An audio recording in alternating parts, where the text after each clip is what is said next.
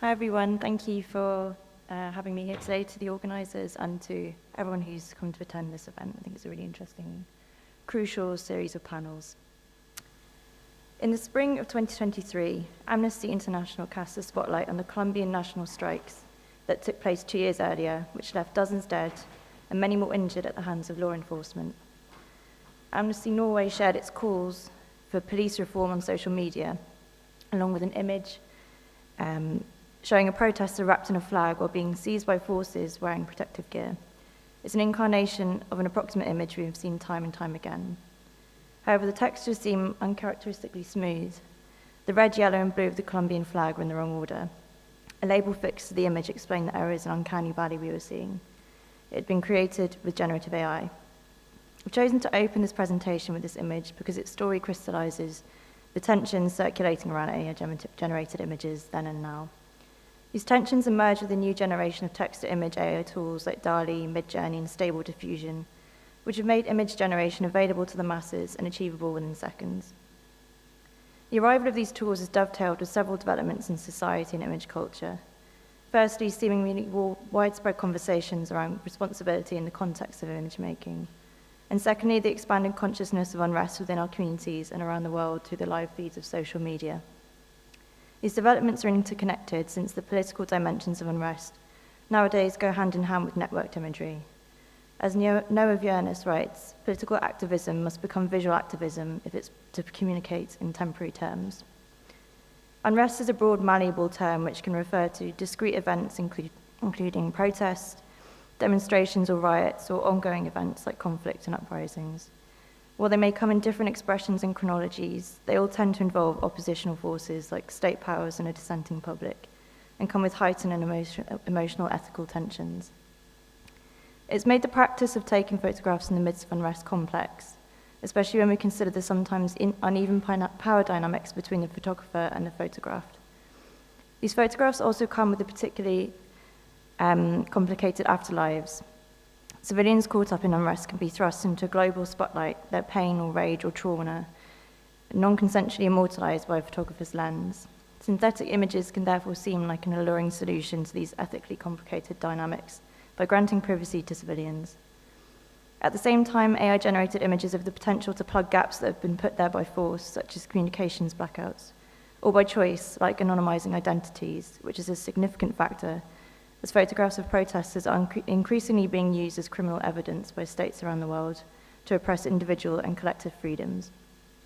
Amnesty cited both reasons, protecting individuals from state retribution and circumventing blackouts, for publishing AI-generated images.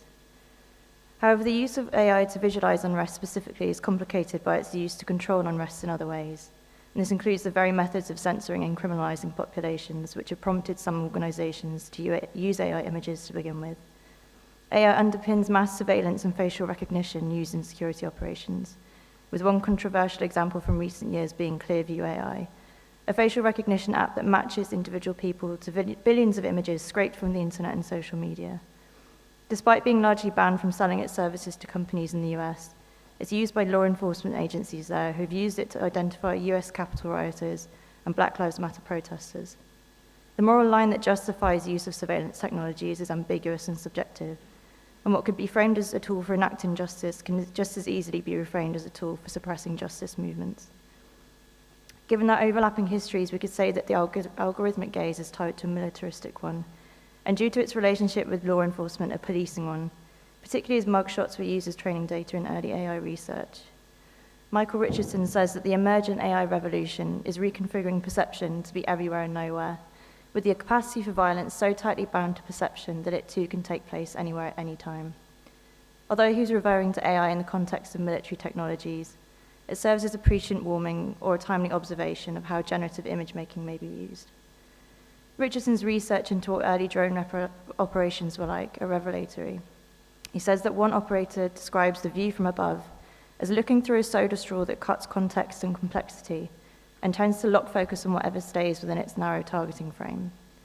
This perspective is echoed in generative AI and its apparent detachment from place, time, and context. It's worth acknowledging that AI-based image surveillance and generative AI have different purposes and outcomes. Yet their histories and trajectories are intertwined within what Jasmina Tacheva calls an AI empire. Both fields have advanced with the help of data sets scraped from the internet without the public's awareness. Both fields have also engaged typically low-paid data workers to perform the slippery task of labeling people's actions or emotions, and both fields ultimately objectify the world, flattening its contents into categorizable items based on the opaque methodologies of technology companies, which at the same time deny Edouard Glissant's right to opacity, the right not to be understood and sorted. Data sets are at the heart of current concerns with AI-generated images, a primary issue being the assumptions found in AI systems at large, which not only carry but also amplify biases and discrimination. As the artist Trevor Paglen said, the whole endeavor of collecting images, categorizing them, and labeling them is itself a form of politics. OpenAI, the company behind DALL-E and ChatGPT, has acknowledged the issue and explained its filters to mitigate this, but admitted that in general, fixing biases in the original dataset is a difficult socio-technical task. Any filters are, of course, a result of human choices too, and when I was trialing image generation, Bing's generative AI platform, which is powered by DALL-E, allowed me to enter prompts including protests, unrest, or uprising, but it repeatedly blocked prompts using the term riot. While generative AI is prone to reproducing stereotypes, traditional image making is arguably weighed down by stereotypes of its own. Genres such as war photography or protest photography instantly conjure an image in our mind because of years of exposure to the same tropes. This was explored by Max Pinkers and Dries de Porter in their project Trophy Camera. The duo trained AI on winning photographs in the World Press Photo Contest in an attempt to identify the elements that constituted an award-winning photograph in the eyes of juries. Pinkers noted that the project exposed a wider issue at play within the media, where images behave as stock photography that serves as an arbitrary illustration to an article in need of visuals. It calls to mind Philip Pyle's series Forgotten Struggle, which reworks archival protest photographs to remove all text. The blank placards are a reminder of how empty an image can become when it is stripped of meaning and used as a template instead. Photographs can serve as evidence or spur moral awakenings. However, they can also be superfluous decoration, art objects for perusal, or simply a means of selling newspapers or attracting clicks and likes.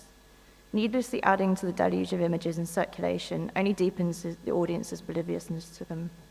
Pinkers describes AI's incredibly cold way of looking at images of atrocity, and there's an argument that humans increasingly inhabit this perspective too.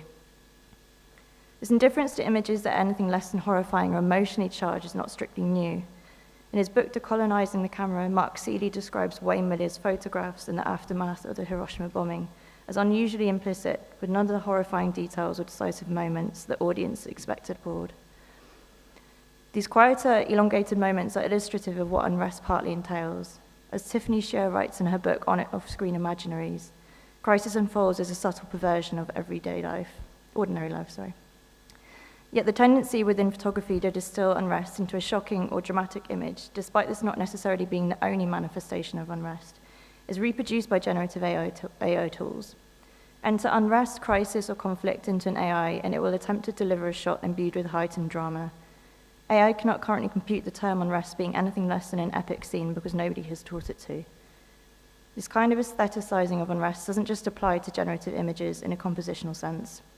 When trialing image generation myself, what struck me most was that the faces of protesters produced by the AI were generally beautiful, which serves as an indication of the kinds of protest images that reach iconic or viral status, and what makes someone a worthy figurehead of struggle. Also, when asked to generate protest signs with inspirational messages, the AI returned images of signs with illustrations of faces, showing the political currency of visuals over language today. The question of truth has always lingered around photography. The degree to which poetic license is deemed acceptable is determined by the sense of responsibility associated with different genres and uses of photographs. While art photography is generally understood to deal with subjectivity in fiction, photojournalism is expected to capture an objective truth. Yet while they can evidence facts, even these images cannot claim to be objective. Every photograph is imbued with a perspective and an intention. There's a belief that AI can uncouple us from this singular subjective point of view, that by cross-referencing billions of pieces of data into an aggregate, it's possible to achieve a kind of omniscient perspective. This was the rationale behind a campaign project from 2023 called AI Ran, which used AI images and text in an attempt to produce a supposedly objective prediction of what the future holds for women in Iran in the wake of the protests of recent years. The platform portrays different outcomes ranging from images of women with their mouths covered to images of women surrounded by books. Once again, all the faces could be described as beautiful. Yet using historical information to imagine future scenarios does not automatically equate to objectivity or accuracy. And while it's possible to use AI to dislocate from an image from the single author we often see in traditional photographic practice, they should not automatically be taken for a collective authorial perspective. And then there's the small matter of AI-generated images visualizing non-real scenes, which complicates their relationship with ideas of truth or objectivity. This is likely why the World Press Photo Contest has explicitly banned generative or synthetic images. This is also why Amnesty's decision to use AI-generated images was criticized in some corners. In most circumstances, choosing to conceal the identity of protesters may have been received as a considerate gesture on the part of the organization, and it was praised by an activist and photojournalist who had himself survived police violence in Colombia. However, the perception of Amnesty as a reliable organization that pursues the truth was for some people at odds with its use of AI images. Fears of misinformation have reached new heights in the post-truth era, and AI-generated images are adding fuel to the fire with their ability to visualize non-real events with potentially significant real-world consequences. Yet in the context of unrest and conflict, some experts are currently placing more emphasis on other more familiar forms of image-based misinformation and disinformation, such as photographs being lifted from one context and reapplied to another, skewing chronological or geographical details. What AI has ultimately done is diminish trust even in factually accurate news and the institutions that produce it. Skepticism is bleeding into how all images are being read, even those that are legitimate. It's reasonable to expect this skepticism to influence the perceived veracity of images of unrest, where audiences are already likely to question the origins and trustworthiness. Rather than aspire to the fact-seeking ambitions of photojournalism, it may be helpful to reframe generative image making in a way that more closely reflects how it functions, as an illustrative storytelling device. We can do this by looking to other image-making methods that don't attempt to adhere to documentary realism. I don't see this as a concession. Fabrication doesn't limit an image's capacity to depict a personal truth, just as no image is truly able to depict an objective truth. One way to reconsider AI-generated imagery is as a stage photography or photograph reenactments, which can be potent methods of engaging with legacies of unrest, conflict, and violence, as seen in the work of Anne Millet or recently the Mau Mau war veterans. Another way to think of AI-generated images is as a form of photomontage, again a powerful means of reckoning with unrest or conflict. Alexandra Izyor notes how montage can intensify and transform the impact of the image by bringing together disparate materials into unpredictable juxtapositions. It entails more than just the proper sorting and amassing of images. It is a creative and critical engagement with each individual photograph. Yet this is where the predominant strand of generative AI risks falling short. Both photomontage and reenactments imply an image maker's engagement with a subject or the memory of it, and they are also enhanced by the layering of perspectives and experiences. AI images may contain the traces of people and places of the past, and therefore cannot entirely claim to resolve the fraught image maker-subject relationship. However, the lack of control over the source material in popular generative tools strips away the sense of intentionality when it comes to engaging with histories of unrest, and risks reducing archives of unrest and the people involved to props rather than participants. In this sense, there's a risk of bypassing the voices of people directly impacted by unrest. This could be photojournalists or citizens who may be artists, documentarians, writers, and citizen photojournalists themselves. Even under regimes that censor their populations, we have to ask whether AI is truly a more appropriate alternative, or whether more effort should be made to reinstate access to the voices of real people. While AI can allude to an event without placing people in danger, there are many occasions where photographs of people engaging in acts of resistance or other forms of unrest can be significant pieces of evidence, not just for the state powers, but for those individual participants and wider movements. As Tiffany Shea writes, to be captured on film committing such insurgent actions is to experience an act of violence, yet at the same time, participants rely on the media and cameras to record these bodies and the historical significance of their actions in the halls of state power to make these acts count. If AI-generated images have taught us anything, it's that unrest has been iconized to such a degree that it is sometimes possible to communicate the sentiment or gravity of an event and its aftermath without necessarily showing the specifics. Tiffany Sher resurfaces this notion when she describes the excessive use of blurring by the Hong Kong documentary filmmakers when they were documenting protests in Hong Kong. She calls this an expression of a right to blur, observing that a blurred and collectively constructed protagonist defies narrative expectations for a singular exposed protagonist who petitions the viewer for empathy. Like my co-panelist, Winky, I've also been interested in the work of Xiao Wai Hang, whose hole-punched photographs, again featuring crowds of Hong Kong protesters, managed to anonymize the individuals while alluding to the violence of the overarching powers. Both instances not only use the methods of obscuring identities for practical reasons, they push them to the center of the frame as a way of commenting on the conditions surrounding them. And in choosing these modes of representation, it's possible to fulfill the practical function of protecting the identity of protesters while challenging conventions in documentary imagery as well as all-seeing machine gaze.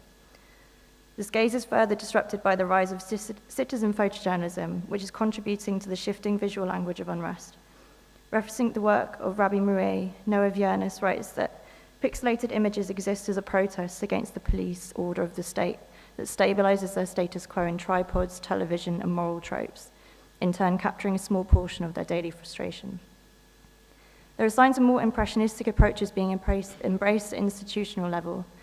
While researching trends in the World Press Photo Contest, Marco Solaroli found that between the years of 2001 and 2020, there has been a gradual shift from the traditional to the more emotional and conceptual photojournalism. The Africa jury chair at this year's World Press Photo Contest said that the panel sought photography that moved away from a hard visualization of violence towards more nuanced visual narratives. Although this indicates an awareness of the potentially detrimental impact of certain photographs of unrest, it arguably brings a new aesthetic convention into being. And of course, nuanced visual narratives aren't necessarily free of moral transgression. Yet what this shows is that in our current moment, the trends found within generative AI and traditional image making have an inverse relationship. Photographic documentations of unrest are in some corners expanding to become more elliptical, implicit, and even distorted, which are in a sense characteristics of earlier generative AI models that are being considered primitive by today's standards. Meanwhile, generative models are becoming more specific and more competent at producing lifelike images, including advances in text rendering, historically the downfall of generative images. It would be interesting to see whether in several years' time, generative AI will begin to reflect these gradually changing tastes when it comes to conveying unrest. AI-generated images can enable privacy from the state, from the photographer, and from a global audience. However, this form of image making doesn't necessarily resolve issues that have beleaguered photojournalism and documentary practice. It can be argued that it simply papers over the cracks and opens up new ones. The tropes that have led to the homogeneous photographs of unrest are the same tropes that feed generative AI, which in turn amplifies them. At the same time, generative images are inadvertently exposing how image culture recognizes and ultimately attributes value to struggle. By acknowledging this, we can hope to break out of these patterns in whatever future there is for AI-generated images and create a healthier ecosystem of image production that can adapt to the nuances and complexities associated with unrest. Thank you.